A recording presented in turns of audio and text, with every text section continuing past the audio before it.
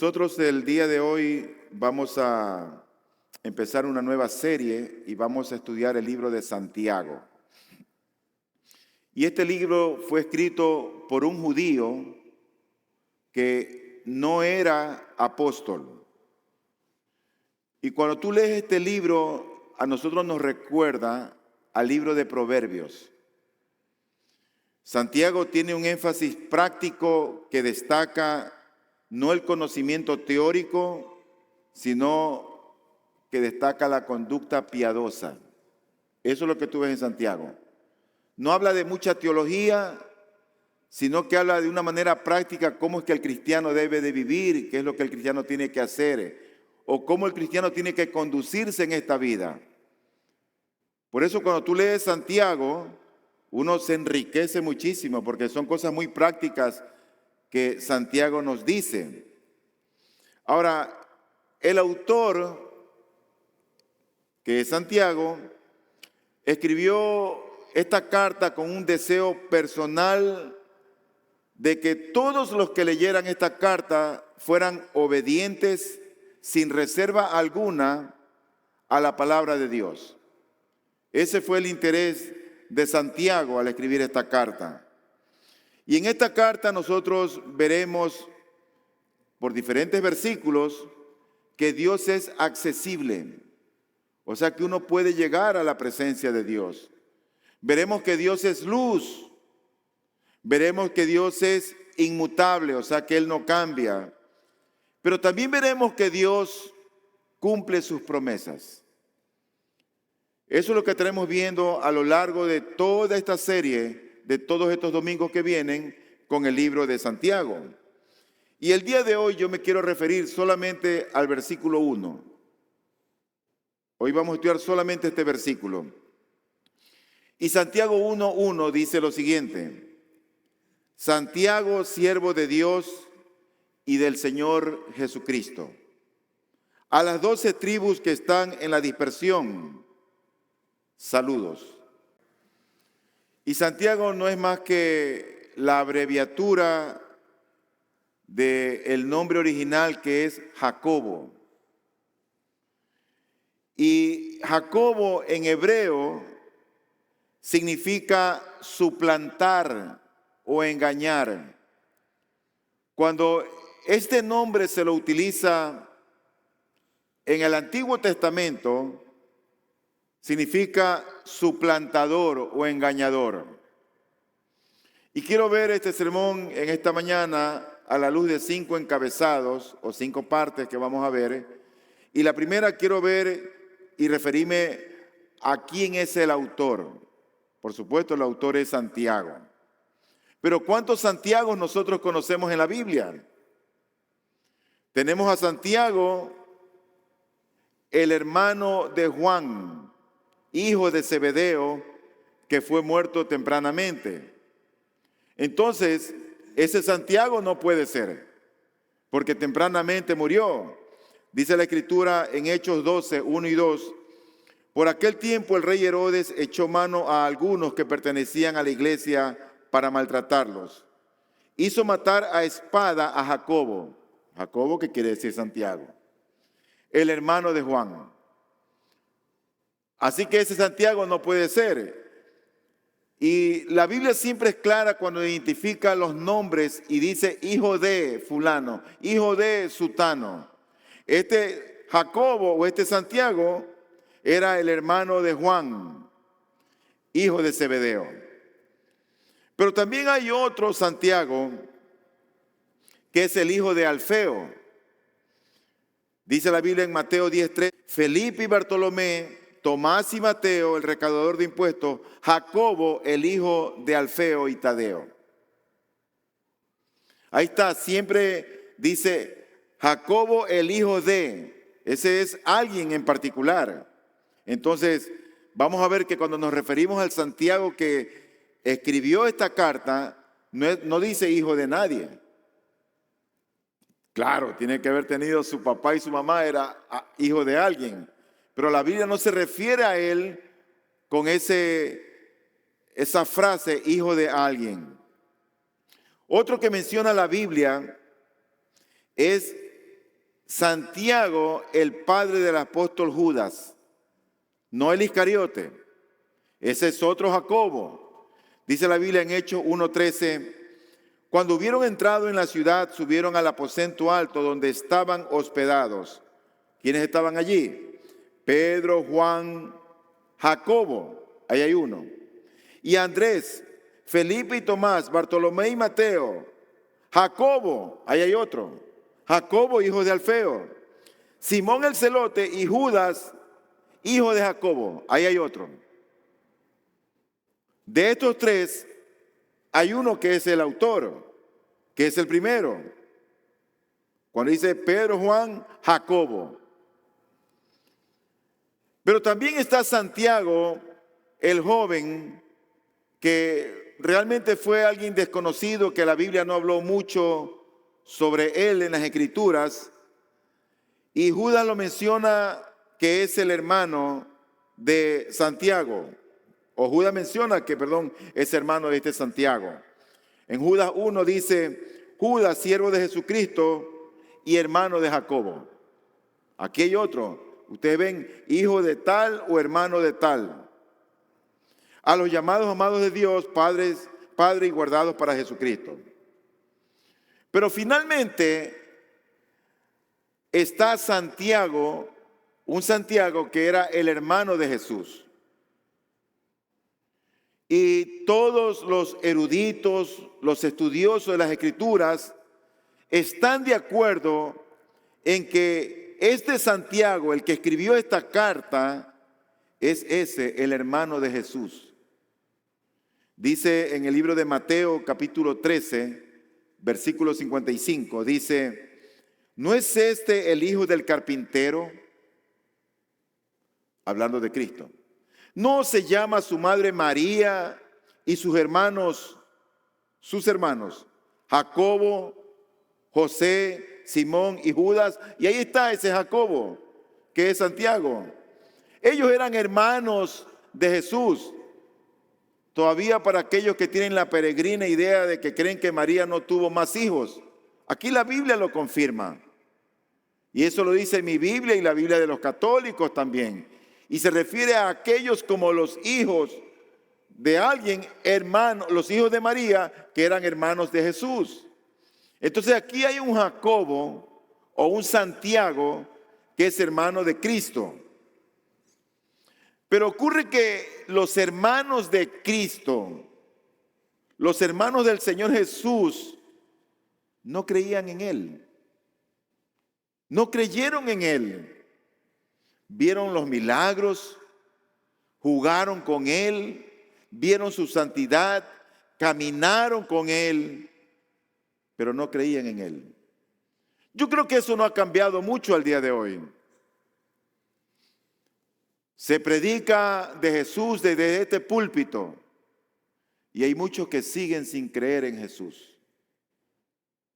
Creen en sus religiones, tienen su propio evangelio, tienen sus propias convicciones, sus propias verdades. Y los hermanos de Jesús tampoco creyeron en Él. Dice la Escritura en Juan 7:5, porque ni aun sus hermanos creían en Él. Qué difícil tiene que haber sido para Jesús, siendo el Mesías, siendo el Hijo de Dios, el enviado por Cristo, que dejó el cielo, dejó su gloria, se humanó y vino a nacer de una virgen llamada María, a dar su vida en rescate por muchos. Y qué pena que muchos sigan sin creer en Él. Por lo tanto, uno se llega a pensar, bueno, si este hombre o los hermanos de Jesús no creían en Jesús, entonces nos preguntamos, ¿cómo fue que se convirtió? ¿Cuándo se convirtió? ¿Cómo es que fue transformado este hombre para dejarnos a nosotros el día de hoy una carta con tanta bendición? Bueno, su conversión debió de haberse producido con toda seguridad después de que Cristo resucitó. Y Santiago o Jacobo tuvo un encuentro con ese Cristo resucitado, tuvo un encuentro con su hermano. Cristo resucitó y se le apareció a su hermano Jacobo o Santiago. Dice en 1 Corintios 15:7, después se apareció a Jacobo, está hablando del Cristo resucitado, luego a todos los apóstoles. Pero lo cierto es que después de la conversión de este hombre llamado Santiago, el hermano de Jesús, pasó a ser el dirigente de la iglesia madre en Jerusalén. Este hombre que no creía en Cristo, cuando ve a su hermano resucitado, creyó en Jesús. Y cada vez que alguien cree en Jesús, algo pasa. Dios no nos revela a su Hijo para que seamos inertes, para que sigamos siendo los mismos de siempre. Cuando Dios revela a su Hijo Jesucristo, hasta nuestra manera de hablar cambia. Nuestra manera de pensar cambia. La manera de vestirse cambia. Dios realmente se encarga de transformarnos. Por eso es que hay algunos que dicen, ¿yo qué me voy a volver cristiano si tú vas a la iglesia y sigues siendo el mismo? No ven cambios. Siguen hablando igual, siguen gritando igual, siguen haciendo sus perversiones, sus maldades, siguen igualitos.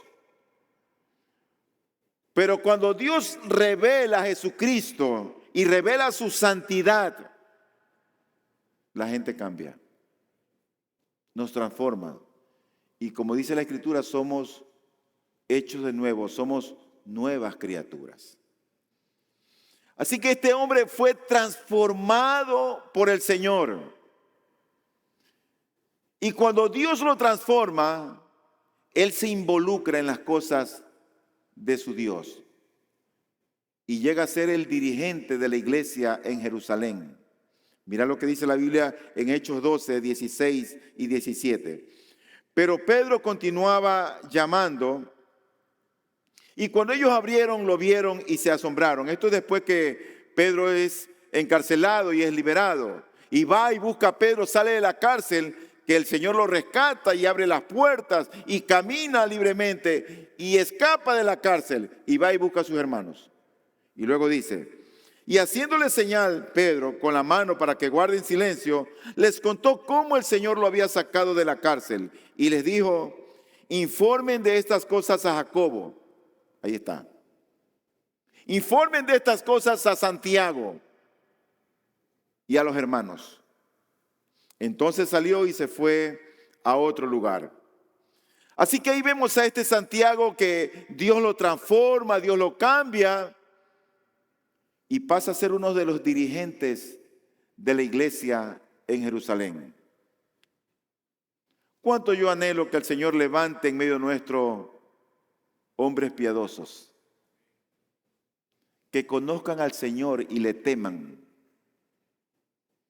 y digan, pastor, anóteme, yo quiero servir en la iglesia al Señor.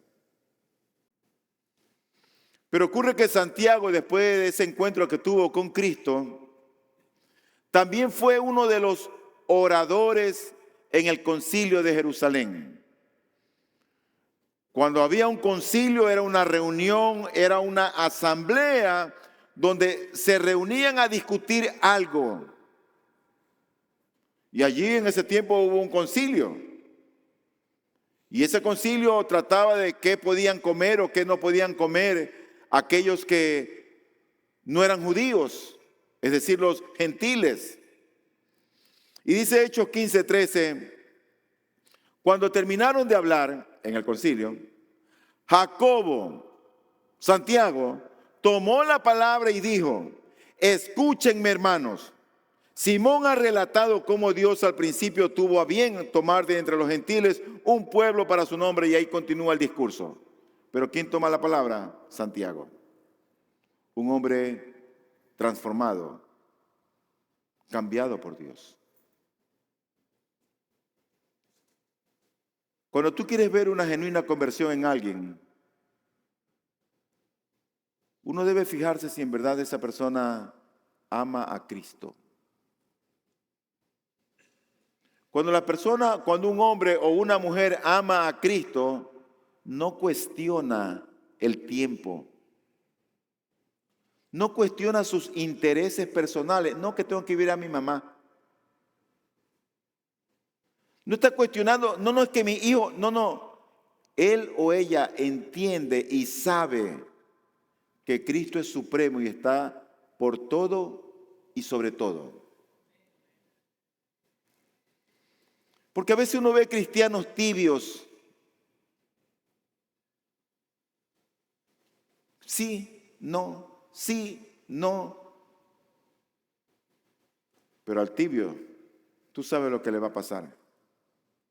Dios los va a vomitar de su boca. Y dice la Biblia, es mejor que seas frío o caliente. Pero si eres tibio, Dios te va a vomitar de su boca. Así que, querido hermano, no juegues al cristianismo. No juegues con Dios. Pero este Santiago, que estamos hablando, ¿quién es el autor de esta carta? Porque es importante que sepamos quién es el que nos está escribiendo. Ya sabemos que es el medio hermano de Cristo. Digo medio hermano porque Santiago era hermano o era hijo de papá José y de mamá María.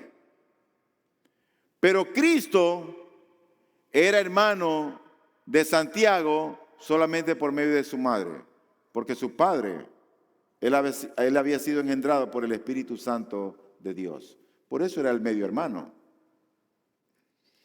Pero este Santiago llegó a ser una de las columnas principales de la iglesia a la que Pablo dio su informe. Él estaba en Jerusalén. En Gálatas 2, versículos 2 y 9, dice lo siguiente: subí por causa de una revelación y les presenté el evangelio que predico entre los gentiles. Pero lo hice en privado a los que tenían alta reputación en la iglesia, para asegurarme de que no corría ni había corrido en vano. Al recorrer la gracia que se me había dado, Jacobo, que era uno de los que tenía alta reputación, Pedro y Juan, que eran columnas, baluartes en la iglesia, que eran considerados como columnas, nos dieron a mí y a Bernabé la diestra de compañerismo para que nosotros fuéramos a los gentiles y ellos a los de la circuncisión. Este Santiago tiene que haber experimentado una conversión tan real, tan vívida, que es como que si yo lo estoy viendo, lo convirtió y a trabajar en las cosas del Señor se ha dicho. Estaba involucrado en el concilio, estaba involucrado en la iglesia de Jerusalén, daba consejos, aprobaba las cosas, sigue predicando, daba la diestra en señal de compañerismo. Un hombre activo en las cosas de Dios, no era un hombre inactivo. Luego dice, para corroborar lo que acabamos de leer en Hechos 21, dice: al día siguiente Pablo fue con nosotros a ver, ¿a quién? A Jacobo. Jacobo es Santiago. Y todos los ancianos estaban presentes. Después de saludarlos, comenzó a referirles una por una las cosas que Dios había hecho entre los gentiles mediante su ministerio. Entonces, como dije, este Santiago es el medio hermano de Jesús. Santiago tenía por papá a José y tenía por mamá a María. Jesús era hermano de Santiago solo por medio de madre, porque él había sido engendrado por gracia y obra del Espíritu Santo. Dice la Escritura en Mateo 1:20, y el Señor aquí le está hablando a José: Pero mientras pensaba en esto, José, se le apareció en sueños un ángel del Señor diciéndole: José, hijo de David, no temas recibir a María, tu mujer, porque el niño que se ha engendrado en ella, o sea, de su mujer, es del Espíritu Santo. Él vio a su mujer embarazada y cómo. Y Dios tiene que hablarle a José. Dice, no, estate tranquilo. El niño que está en su vientre es engendrado por Dios. Por eso dice la Escritura en Lucas 1:35, el ángel le respondió: el Espíritu Santo vendrá sobre ti, a María, y el poder del Altísimo te cubrirá con su sombra. Por eso el niño que nacerá será llamado Hijo de Dios. Porque él había sido engendrado por Dios, Espíritu Santo. Entonces, la primera referencia bíblica a este Santiago que escribe esta carta figura en el libro de los Hechos, contándolo entre los que se reunían en el aposento con una intención, la intención de orar. La oración es muy importante en la vida del cristiano. Y estos cristianos del siglo I nos dan el ejemplo. Ellos tenían una necesidad, iban a orar. Estaban en peligro a causa de la persecución, iban a orar. Tenían dificultades económicas, físicas, iban a orar. Y las oraciones de ellos eran oraciones a su Dios. No eran oraciones express de 30 segundos. Eran oraciones donde se derramaban al Señor. Entonces, la primera referencia bíblica a este Santiago que escribe esta carta está en Hechos. Y aquí se lo cuenta entre los que se reunían en este aposento alto para orar, mientras ellos estaban esperando el descenso del Espíritu Santo conforme a la promesa del Señor. ¿Dónde se lo menciona? En Hechos 1, 13 y 14. Dice la Biblia: cuando hubieron entrado en la ciudad, subieron al aposento alto donde estaban hospedados Pedro, Juan, y ahí dice Jacobo. Ese es el que escribió nuestra carta. Ese es Jacobo. Jacobo y Andrés, Felipe y Tomás, Bartolomé y Mateo. Y ahí dice otro Jacobo, pero mira que dice Jacobo, hijo de Alfeo, Simón el celote y Judas, hijo de Jacobo. Ahí está Judas, hijo de Jacobo. Pero al otro Jacobo se lo menciona solito porque era el hermano de Jesús. Todos estos estaban unánimes, entregados de continuo a la oración junto con las mujeres y con María, la madre de Jesús, y con sus hermanos.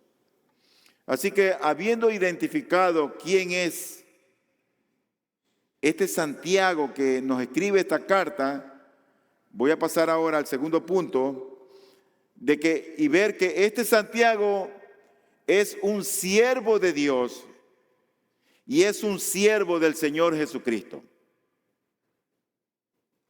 Mira lo que dice el versículo. Dice, siervo de Dios y siervo del Señor Jesucristo. Santiago, siervo de Dios y siervo del Señor Jesucristo. Yo creo que la palabra no se necesita mucha traducción ni mucha teología para entender lo que significa ser un siervo. Pero una de las cosas que más me llama la atención, porque a pesar de tener una posición encumbrada este hombre, él era hermano de Jesús, pertenecía a la familia, vamos a decirlo así, real. Este hombre era el dirigente de una iglesia, era un hombre considerado columna, baluarte, allí en la iglesia en Jerusalén. Pero a pesar de todos esos títulos y esos pergaminos, Él hace una presentación de Él mismo de manera humilde. Sí, humilde. Aunque era hermano de Jesús, no deja de ser como cristiano un siervo de Jesús. Santiago pudo haberse presentado relacionado con su familia, como hermano suyo, o también como un líder de la iglesia en Jerusalén. Pero ¿sabes cómo él prefiere hacerlo? Como siervo de Cristo. Siervo. Ahora, yo creo que quien ha entendido el Evangelio es un siervo de Dios, pero lo es también siervo del Señor Jesucristo. Aquí Santiago está vinculando dos nombres, Dios y Señor. Él dice, siervo de Dios y del Señor Jesucristo. Él vincula dos nombres y está aquí reconociendo la igualdad de las personas en el seno trinitario. O sea, Dios y Señor Jesucristo estaban en igual condición, en igual autoridad, en igual santidad, en igual poder. Porque Jesucristo es el Dios hecho hombre. Jesucristo dijo, el que me ha visto a mí, dijo Jesús, ha visto al Padre. Lo pone al mismo nivel. Pero aquí tenemos a uno que dice siervo de Dios y del Señor Jesucristo. Es decir, que aquí tenemos a uno que es esclavo. Él se considera a sí mismo esclavo, servidor, sirviente de alguien, sirviente de Cristo, sirviente de su Señor. Esa palabra siervo quiere decir en el original griego, doulos o doulos se escribe. Y cuando tú ves esa palabra siervo o doulos o doulos, eso está enfatizando sujeción al dueño y la renuncia a su propio criterio personal en plena sumisión. Un siervo es alguien que obedece, que hace lo que su Señor le dice, que sigue el consejo de su rey, que sigue el consejo de quien manda en él, en su vida. Todo cristiano debe considerarse un siervo de Dios o una sierva de Dios. Todo cristiano debería obedecer, hacer y seguir lo que Dios manda que hagamos. En nuestro matrimonio, en nuestro trabajo, en la crianza de nuestros hijos, en nuestra vida diaria, en nuestros pensamientos, en todo. Eso debe ser un cristiano. Es un siervo del Señor, de su Señor. Y los que son llamados siervos de Cristo o siervos de Dios, yo pienso que Dios los tiene en una posición honrosa, en un sitio, vamos a decirlo así, de privilegio. No hay mejor cosa para un mortal debajo del cielo que Dios vea a esa persona como un siervo de Dios o una sierva de Dios. No hay mejor cosa. No importa el título académico que tú tengas. No importa qué tan rico tú cocines. No importa la apariencia que tú des. Dios solamente tiene muy en cuenta y en alto a los que le sirven, a los que le obedecen, a los que escuchan su voz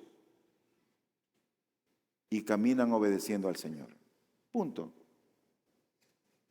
A Dios no le importa qué tienes, ni cuánto sabes, ni qué apariencia tienes. A Dios sí le importa si tú le sirves. Tanto es así que Dios como que remacha y recalca a aquellos que sabe Él que son sus siervos. Abraham era uno de ellos.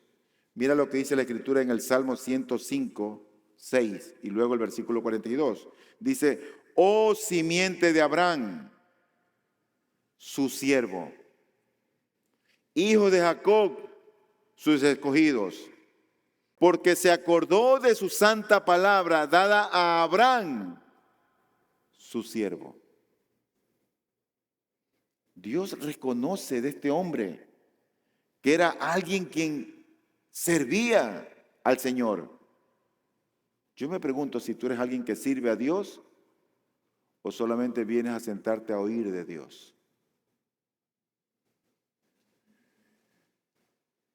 Deberías pensar en eso. Moisés es otro, aquel gran líder judío que fue usado por Dios, que le sirvió a Dios para sacar de la esclavitud al pueblo de Israel, de la esclavitud de Egipto, que cruzó el Mar Rojo. Mira lo que dice Dios de Moisés. No así con mi siervo Moisés, mi siervo, dice él, propiedad de él, propiedad de Dios. No así con mi siervo Moisés. En toda mi casa, él es fiel. Wow, claro. Este es un hombre que le sirve a Dios. Es un hombre fiel. Cara a cara habló con él, abiertamente y no en dichos oscuros. Y él contempla la imagen del Señor. ¿Por qué pues no temieron hablar contra mi siervo, contra Moisés? Qué importante es cuando Dios nos ve como sus siervos. Santiago, Jacobo, se presenta así como el siervo de Dios y el siervo de Cristo. David es otro. Dice en 2 Samuel 7:20, ¿y qué más podría decirte David? Hablando el mismo David. Pues tú conoces a tu siervo, oh Señor Dios.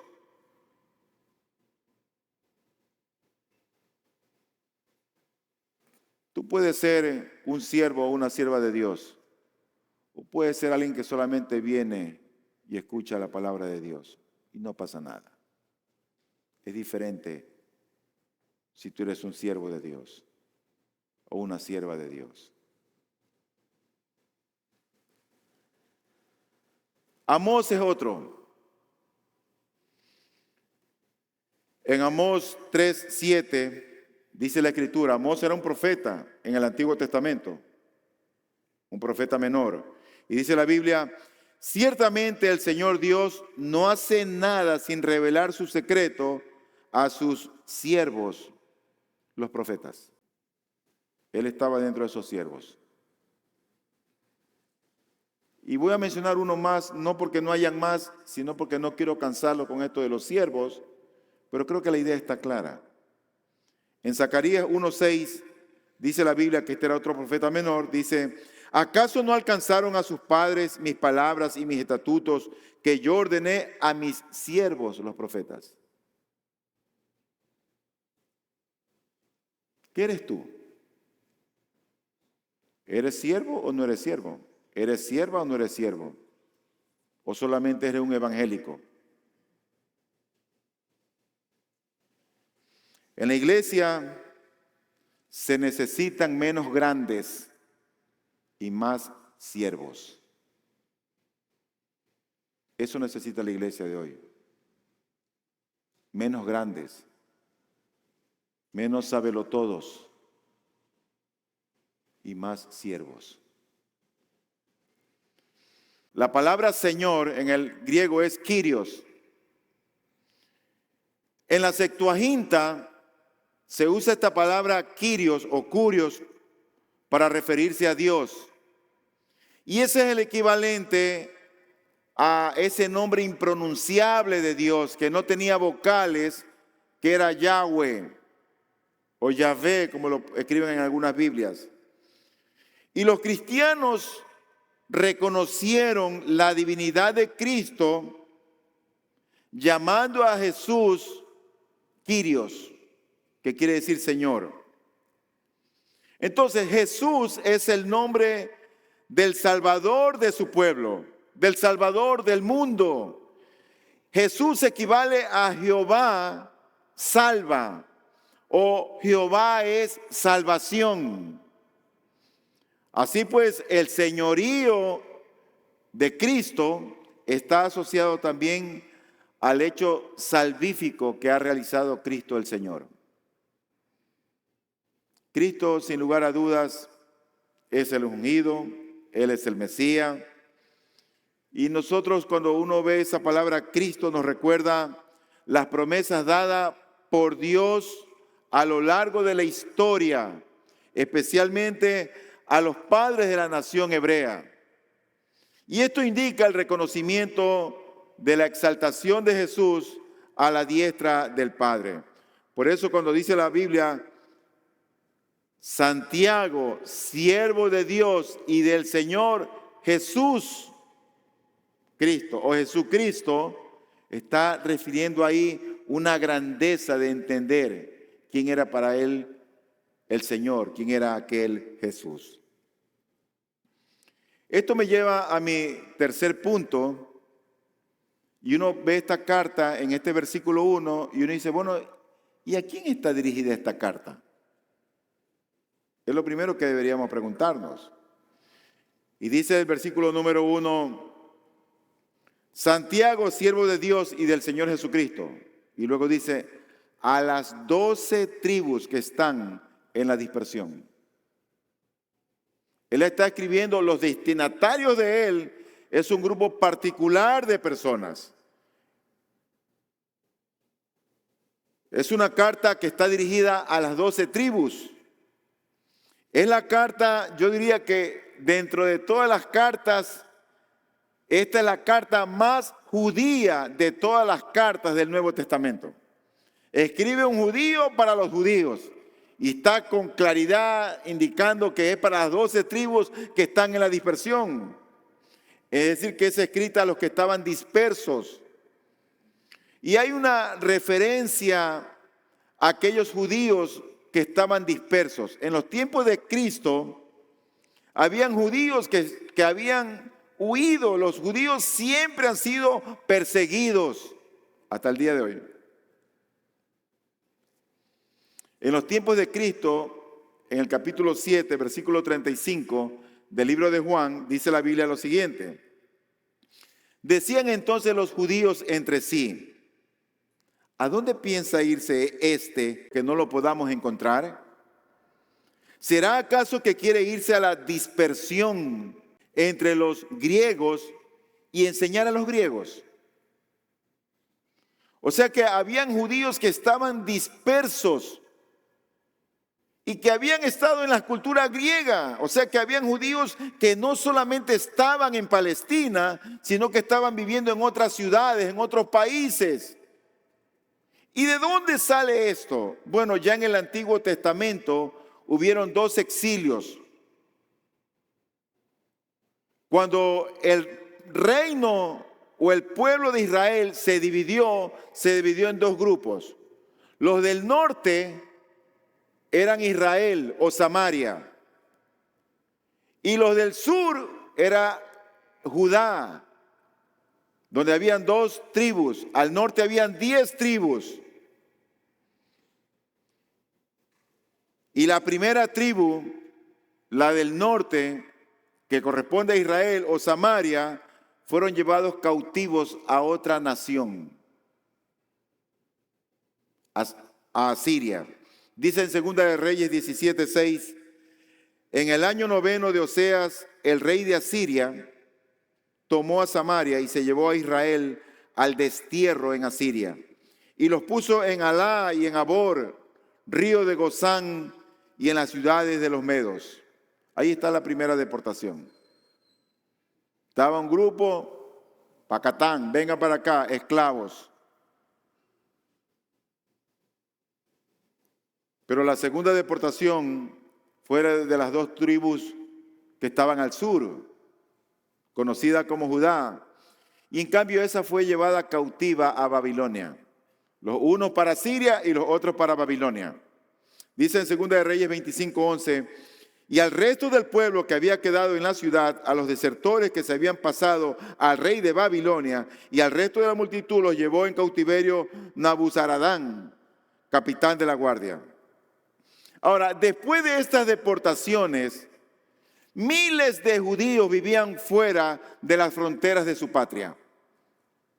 Ya no estaban en el territorio que era de ellos, sino que como habían sido llevados cautivos, vivían muchos fuera. Y Lucas, el doctor Lucas, que escribe el libro de los Hechos y escribe el Evangelio de Lucas, él enumera todos los lugares del mundo del siglo I donde estaban viviendo los judíos piadosos en toda la nación que habían sido dispersos en diferentes lugares. Oye lo que dice Lucas en Hechos 2:5 y luego del 9 al 11. Dice, había judíos que moraban en Jerusalén. Está bien ahí Jerusalén. Hombres piadosos procedentes de todas las naciones bajo el cielo. ¿Y cuáles eran esas naciones? Dice el versículo 9 al 11.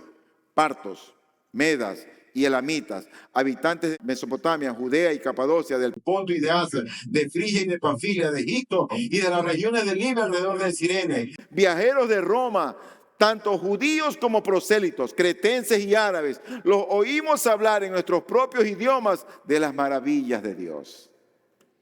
Ahí estaban los judíos dispersos por todo lado. Por eso tú habrás oído que andas como judío errante. Porque fueron ellos dispersos. Cuando vino la Segunda Guerra Mundial, vino a consecuencia del poder que estaban tomando los judíos en Alemania. La nación repleta de judíos. Como esta ha sido una nación bendecida por Dios, de gente inteligente que Dios le da gracia, esa gente llegó a tener poder en Alemania y dinero. Y los persiguieron. Y murieron más de 6 millones de judíos en aquella masacre. Por lo tanto, esta carta, al haber sido escrita a los cristianos que estaban en la dispersión, parece ser la más antigua de los 27 libros del Nuevo Testamento. Tal vez se escribió esta carta antes del concilio de Jerusalén en el año 49 después de Cristo. No lo sabemos ciertamente, pero es muy probable que haya sido escrita después. Pero también parece que fue este mismo Santiago quien escribió la carta que dicho concilio envió a los creyentes gentiles. ¿Y por qué afirmamos esto? Porque cuando uno analiza la palabra del Señor, cuando uno discierne, tú ves que ciertos escritos de él o de un autor se parecen a otros. Tú ves los escritos de Pablo y tienen parecido todas las cosas que él escribe. También Santiago. ¿Qué es lo que dice Santiago en el versículo 1? Dice, Santiago, siervo de Dios y del Señor Jesucristo, a las 12 tribus que están en la dispersión, saludos. ¿Qué es lo que dice la carta que es enviada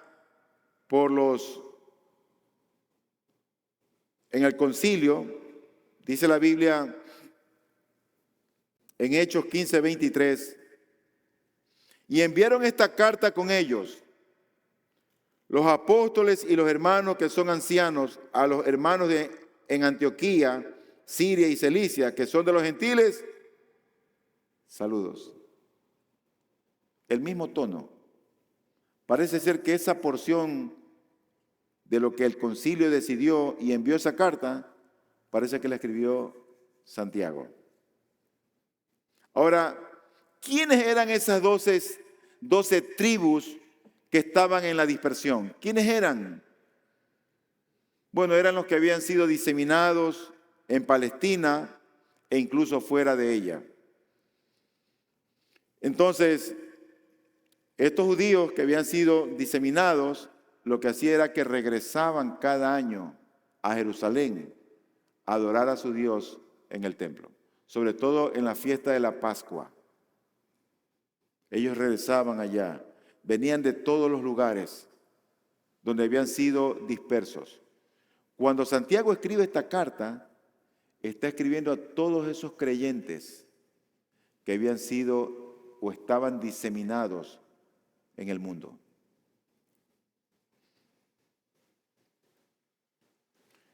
En cuarto lugar, y muy brevemente, Santiago da un saludo. Y dice Santiago, siervo de Dios y del Señor Jesucristo, a las 12 tribus que están en la dispersión, y dice luego, saludos. ¿Qué significa la palabra saludos aquí? Quiere decir regocijémonos. Eso es lo que quiere decir aquí él. Ya hemos entonces identificado al autor, hemos identificado a los destinatarios y ahora el autor de esta carta procede a dar un saludo en señal de cortesía, que era algo propio de la correspondencia de ese entonces, pero creo que es una señal de cortesía el saludo. Es algo que se aprende de cuna. Entonces, esta palabra aquí, cuando él dice saludos, equivale a salud, que significa regocijémonos. Finalmente, quiero ver una aplicación con este versículo 1 del libro de Santiago. Mi primera aplicación es la siguiente. Esta carta, aunque está escrita a los judíos en la dispersión, también me habla a mí. También nos habla a nosotros. Por lo tanto, esta carta, los consejos que aquí da Dios, las cosas que habla del Señor, es para mí. No solamente son para los judíos que estaban dispersos en el mundo, es también para mí. En segundo lugar, el saludo que él da marca el comienzo de una carta pastoral que está llena de consejos prácticos sobre cómo vivir una fe genuina en medio de pruebas y dificultades. Lo que hace Santiago es, de una manera práctica, darnos consejos no teológicos, sino para saber cómo vivir de una manera práctica la vida. ¿Por qué a mucha gente no le va bien en la vida? Bueno, porque yo creo que están lejos de Dios y no siguen los principios de Dios.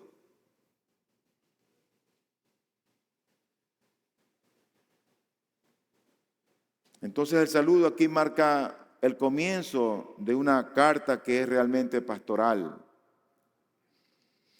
Y mi tercera aplicación tiene que ver con esa palabra siervo. Y una pregunta lícita, honesta, que deberíamos hacernos nosotros es preguntarnos, ¿soy yo un siervo? ¿Soy yo una sierva? ¿Soy uno que le sirve al rey? ¿Te has preguntado eso? Porque hay personas que se pueden servir a sí mismos. Son tan, pero tan egoístas que piensan solamente en ellos. Pero todos estos hombres que conocieron a Dios, cuando Dios se reveló a sus vidas, empezaron a servirle a Él. Y Dios lo reconoció. Y Dios reconoce a sus siervos. Por lo tanto, debería uno preguntarse si somos uno que venimos y nos sentamos solamente en el lugar donde están sentados, uno que viene, se sienta y oye. Deberíamos preguntarnos si tal vez somos uno que asiste pero no sirve. Todos tenemos algo que darle al Señor. Todos tenemos la oportunidad de servir. Pero sirve solamente aquel que conoce a su Señor. El que no conoce a su Señor, este mensaje, si tú no conoces a tu Señor, este mensaje no es para ti. Pero si tú conoces a Dios, entonces te animo a que sirvas. Porque si no conoces al Señor, yo no te puedo decir que sirvas si no lo conoces. Porque te vas a cansar y te vas a aburrir. Y uno te da una instrucción, ¿y por qué me grita? ¿Y por qué me manda? Y te vas a quejar. Pero el siervo es alguien que está dispuesto a servir a su Señor en medio de todo. Por lo tanto, uno debería preguntarse si en verdad es un siervo o es una sierva, o eres alguien que solamente asiste y oye la palabra. Vamos a orar.